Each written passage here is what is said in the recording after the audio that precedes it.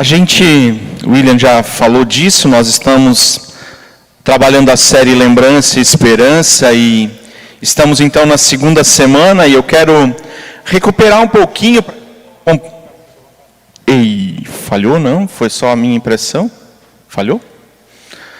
Voltou. Geralmente quando eu pego o microfone na mão, as pilhas acabam, alguma coisa assim, então está dentro do padrão.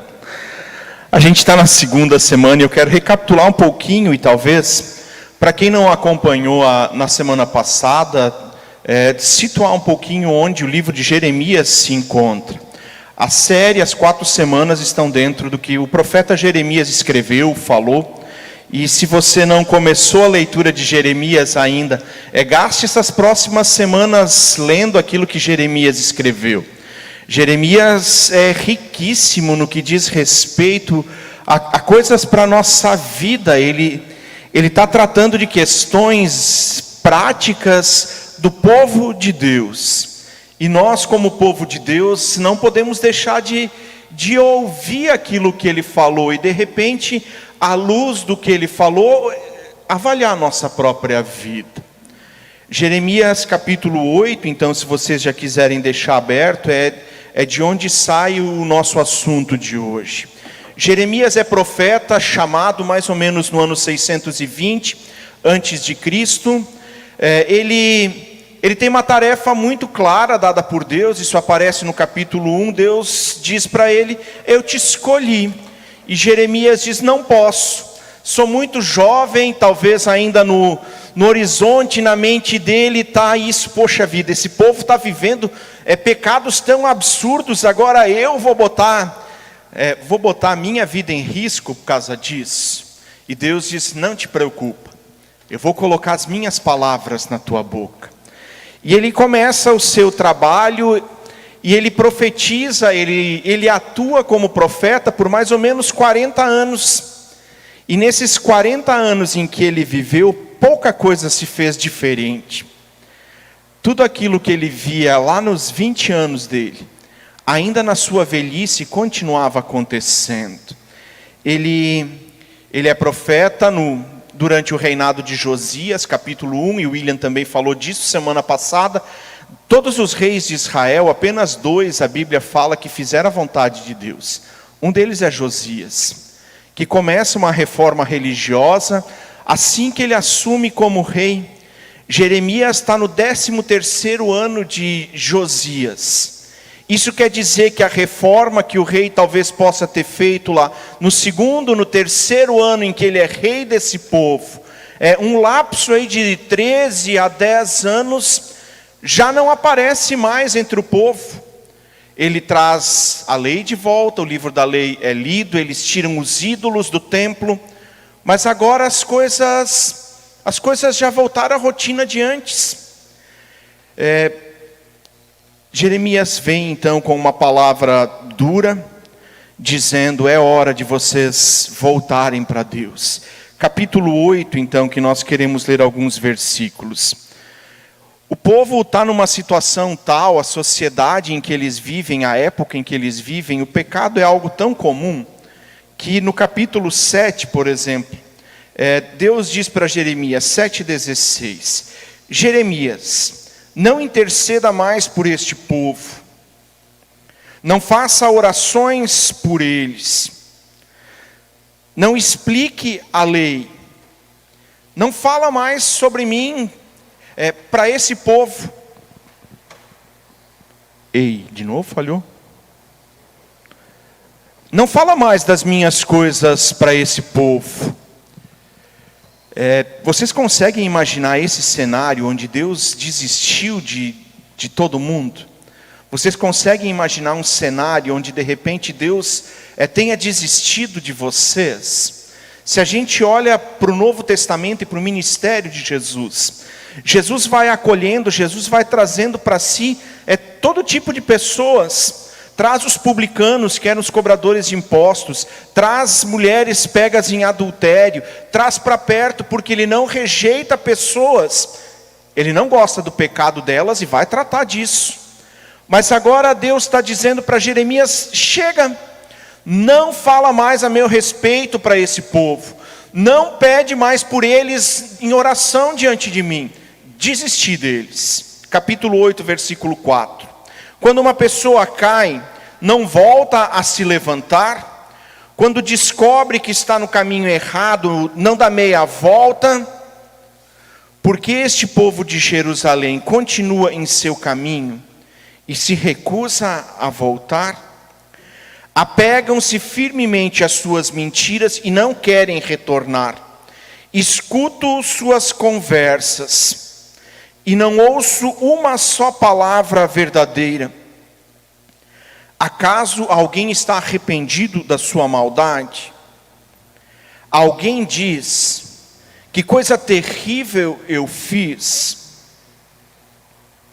Não, todos correm pelo caminho do pecado, velozes como cavalos galopando para a batalha. Há uma sociedade doente, há uma nação, há um povo que deixou Deus de lado. O texto de saudação do William de Deuteronômio, o versículo anterior, o versículo 15, Deuteronômio 30, 15, diz: eu coloco diante de vocês duas possibilidades, escolham vida ou escolham morte. E aí vem o texto que o William leu dizendo: se vocês obedecerem a mim, eu serei o seu Deus. E o povo diz: não é isso que nós queremos. O texto continua agora, a ideia dessa sociedade doente, ela aparece mais uma vez, ela é recorrente em todo o livro de Jeremias, mas também nos outros profetas. Capítulo 9, versículo 3 diz assim: o meu povo curva a língua como um arco para disparar mentiras. 9:3. Não querem defender a verdade, vão de mal a pior, e não me conhecem, diz o Senhor. Cuidado com o seu amigo, não confie nem mesmo em seu irmão, pois irmão engana irmão, amigo calunia amigo, todos trapaceiam e mentem, ninguém diz a verdade. Com língua experiente, contam mentira, cansam-se de tanto pecar, amontoam falsidade sobre falsidade, e recusam-se a me conhecer, diz o Senhor. Palavras duras aqui, né? Se esse é o retrato do que Jeremias está vendo, do que Deus está vendo, se esse povo é isso mesmo, a gente até teria que dizer: bom, nós vivemos uma época bem melhor do que a dele, porque a gente ainda encontra pessoas que não estão mentindo para nós. Tem que tomar cuidado, é verdade. A gente ainda encontra irmãos que se dão bem, mas a história humana, ela é repleta dessas coisas, de um ser humano que consegue estragar tudo onde coloca a mão. Uma sociedade doente não é coisa do nosso tempo. Puxa pela tua memória, das aulas de história, lá longe. Em que momento da humanidade a gente poderia chegar à conclusão que o ser humano fez tudo certo e tudo funcionou? Puxa pela memória. A gente vai ter alguns momentos, a gente vai ter algumas situações bem específicas, a gente vai dizer: bom, tal lugar deu certo durante um tempo. Ali as pessoas olhavam para Deus, elas caminhavam juntas na mesma direção. Mas no grande cenário da história humana, isso não aconteceu. Onde o ser humano coloca a sua mão, essas coisas que Jeremias vai falando do povo de Deus vão acontecendo. Mentiras em cima de mentiras, falsidade em cima de falsidade, um querendo enganar o outro, e talvez não seja especificamente o teu caso. Mas eu duvido que você não tenha vivido uma história onde alguém claramente mentiu para você, onde alguém claramente tentou te enganar, e talvez teve sucesso nisso, mas também pode ter sido você. E mesmo as pequenas mentiras são mentiras, e refletem aquilo que no final do texto Jeremias vai dizer: é uma ferida mortal. Nós vivemos uma sociedade doente. Segunda coisa que o texto traz: diz que não há sinais de cura entre esse povo. Versículos 10 e 11 dizem assim: desde o mais humilde até o mais importante, sua vida é dominada pela ganância. Até meus profetas e sacerdotes agem desse modo. Todos são impostores, oferecem curativos superficiais para a ferida mortal do meu povo. Dão garantias de paz quando não há paz alguma. De novo, um pouco do contexto histórico aqui. O momento histórico de Jerusalém há uma troca de poder mundial. Até aquele momento, os egípcios eram a grande nação. Israel, Jerusalém, era uma nação livre, mas ela está entre os dois grandes povos que estão brigando naquela época. Ao sul está o Egito, que precisa atravessar por Jerusalém para fazer comércio na parte norte. Ao norte, os assírios começam a se tornar uma grande nação e começam a marchar contra o Egito e precisam passar por Jerusalém. E politicamente teria sido bom Jerusalém se manter neutro na história. Mas um dos reis da época de Jeremias toma partido pelo Egito. E assim que o Egito cai, o alvo seguinte é Jerusalém. E a cidade é tomada em 587. Então eles estão no meio dessa história. Tem gente entre o povo dizendo: não, nós vamos viver momentos de paz, não se preocupem com a guerra. A gente no meio do povo dizendo, inclusive sacerdotes estão fazendo isso. Profetas e sacerdotes agem desse modo. Versículo 10. A gente no meio do povo dizendo: fiquem tranquilos. Vai passar, não se preocupem com o jeito de vocês viverem, é temporário. Mentira, isso depende. É pecado? Não, pecado se você acha que não fica tranquilo. O critério é a sua consciência. Se a sua consciência não acusa, não é pecado. Não escuta esse tal de Jeremias que está falando que tudo é pecado, que nós abandonamos Deus.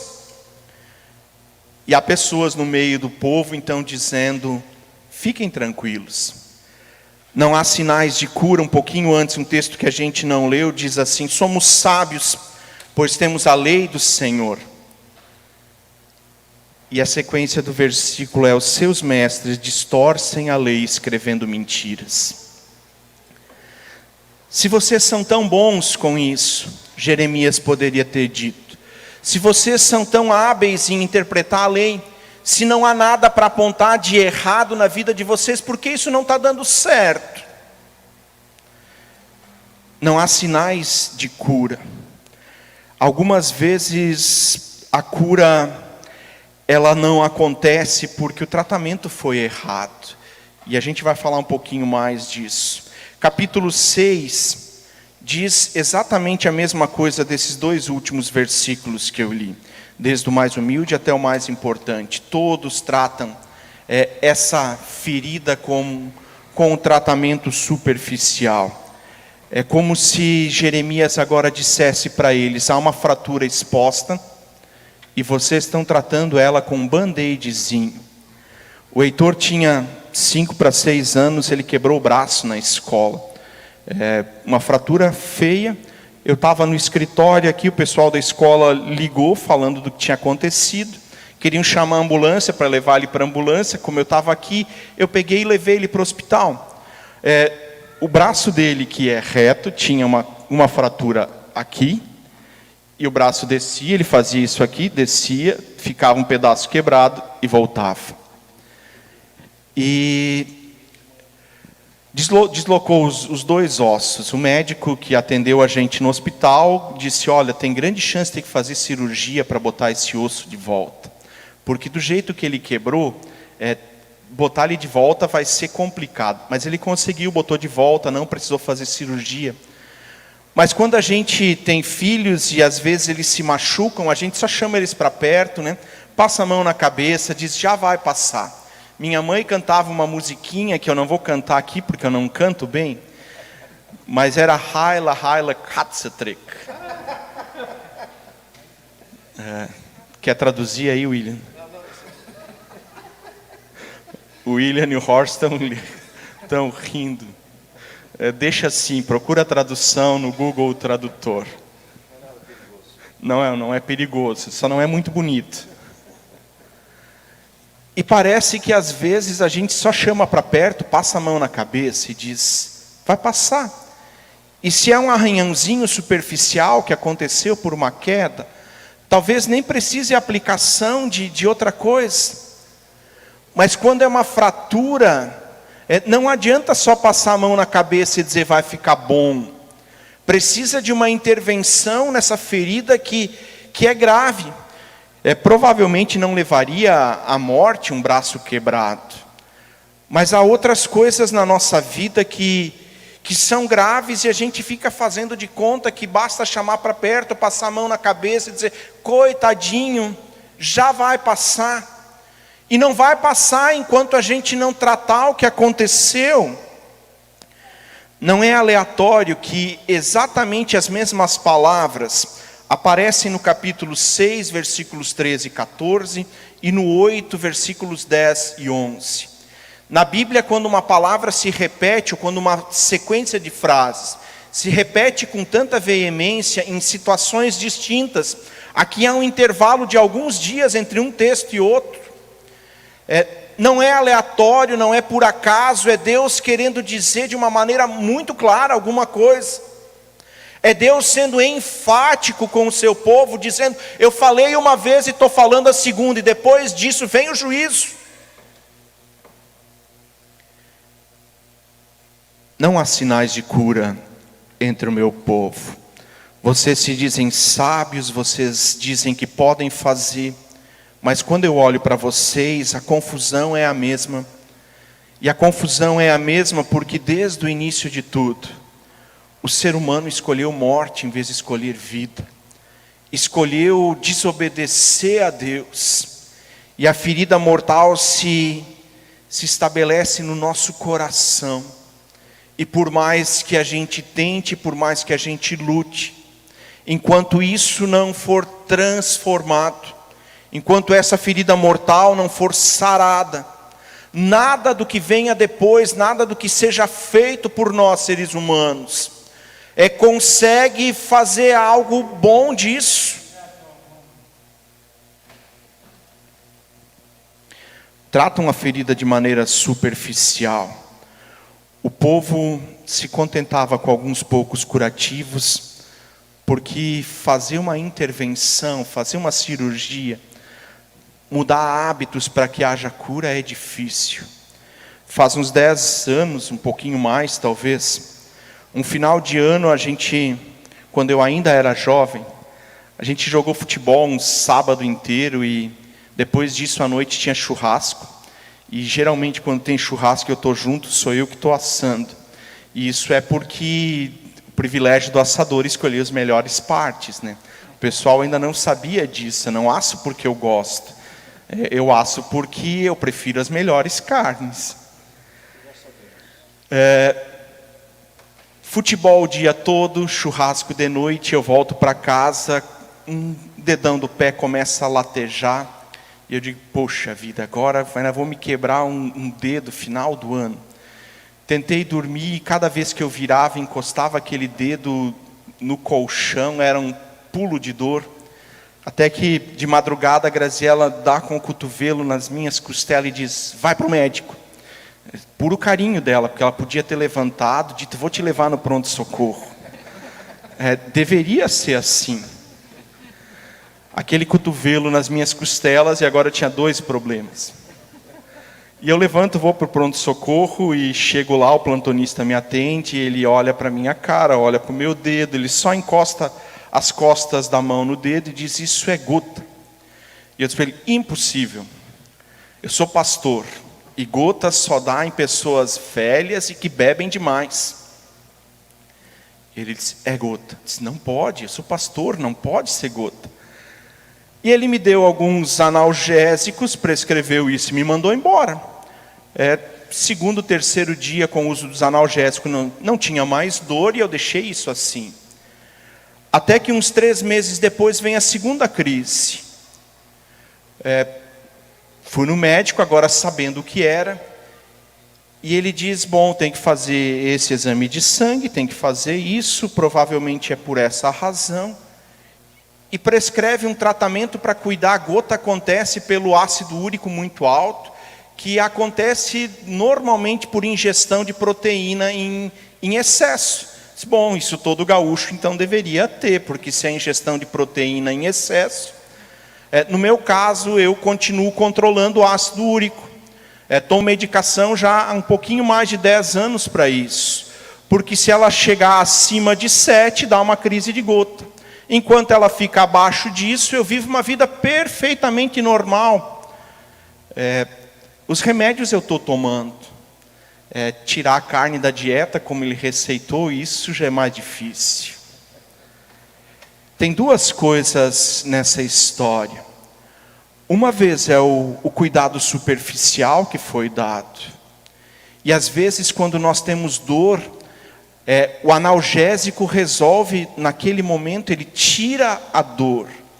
Mas ele não resolve o problema. A segunda coisa é, depois que o problema é identificado, de que agora há uma receita, há um diagnóstico, e a partir desse se tem uma cura, uma possibilidade de cura prescrita. Se nós não seguirmos da mesma maneira, não surte efeito em nós. Não basta o médico identificar o que é. Não basta dar o analgésico que vai cuidar disso por alguns dias. Precisa mexer naquilo que de fato é o problema. O problema do povo de Israel não era mentira, não era falsidade, não era enganação. O problema está dentro. E todas as outras coisas são apenas aspectos externos do que está errado dentro do ser humano. E enquanto isso não for tratado, todo o resto é superficial. É como se alguém agora que descobre um câncer terminal, em vez de procurar a cura com o médico, em vez de seguir ainda o tratamento prescrito, procurasse um médico que fizesse uma cirurgia facial, puxando todas as ruguinhas para trás e deixando aquele grampo no pescoço, como se brinca sempre. Porque afinal de contas eu quero morrer bonito.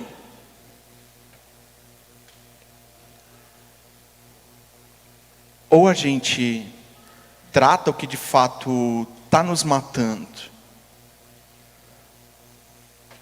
ou a gente cuida daquilo que é superficial.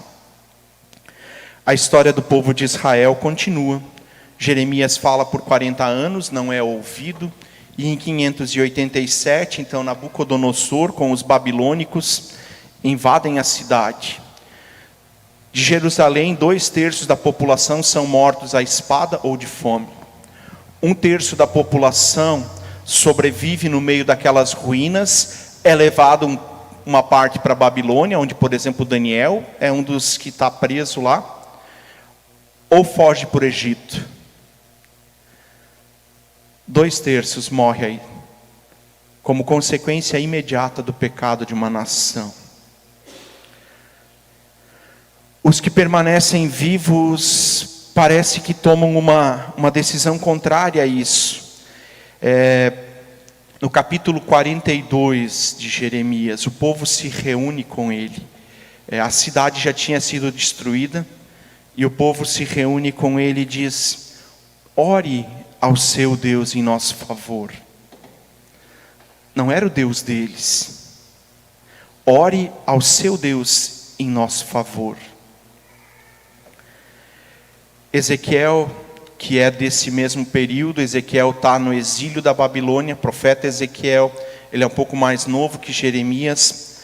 No capítulo 36 diz assim para esse povo que sobreviveu, ele diz: Deus vai dar um novo coração para vocês e colocará em vocês um novo espírito. Ezequiel 36, 28. Ainda que que a morte venha ao nosso redor, porque o pecado, porque a ferida mortal não foi tratada. Enquanto nós respiramos a oportunidade de nos colocarmos diante de Deus, dizendo: sou eu, fui eu que pequei, fiz coisas terríveis, mas troca o meu coração.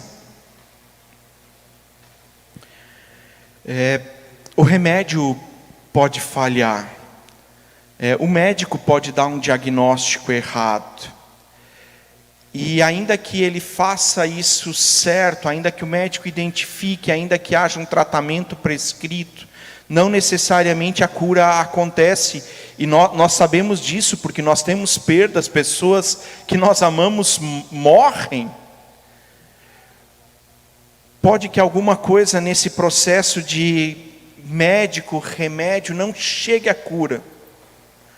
Mas eu tenho certeza que se o contrário acontecer, se nós não nos submetermos a um médico, se nós não nos submetermos a um tratamento, certamente a cura não vem.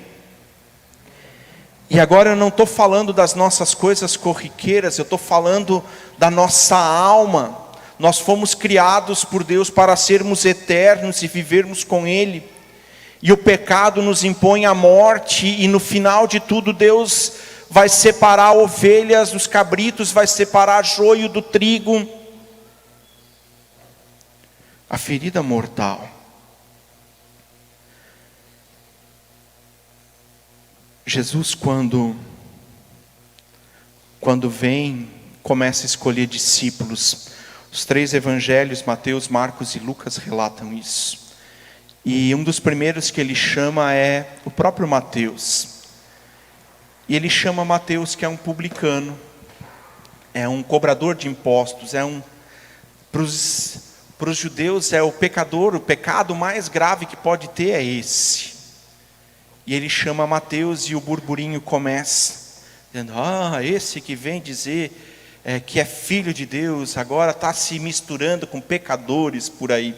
E o burburinho vai, e Jesus diz: os sãos não precisam de médico. Vim para buscar e salvar pecadores. A história de Deus com o ser humano começa lá na criação. O ser humano desobedece a Deus e a morte começa a ter poder sobre o ser humano. Uma ferida mortal foi instalada no nosso sistema, que de lá até aqui Deus continua dizendo para o ser humano: andem comigo, venham para perto se vocês quiserem viver. E o povo constantemente vai fugindo da vontade de Deus, vai fugindo da vontade de Deus. E chega Jesus e diz exatamente as mesmas coisas: há uma ferida mortal. Mas eu vim